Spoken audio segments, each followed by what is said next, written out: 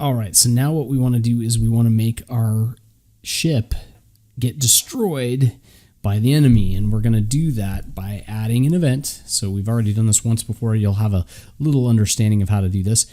We're going to go ahead and add an event, and we're going to call it collision, and we're going to say that when the, by the way, we're on the enemy laser sprite. When the enemy laser sprite collides with the enemy rocket ship, it's going to destroy the instance. Now this destroy instance applies to the sprite, not the enemy. So we're destroying the sprite because we don't want the laser to hit him and then just keep going.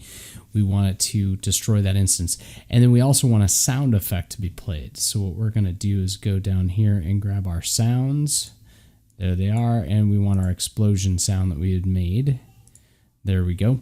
So it'll destroy that. Now, last thing we need to do is we need to go back up to the object, the rocket ship.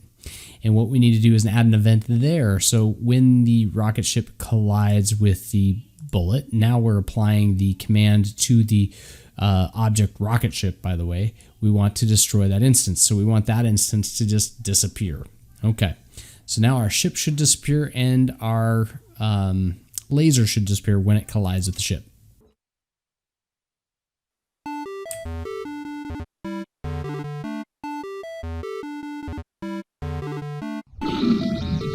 And just like that, we have destroyed our good player there. Our hero of the day in space was destroyed by the enemy. So we have all the working components of a game now. Now we just need to spruce it up and make it cool.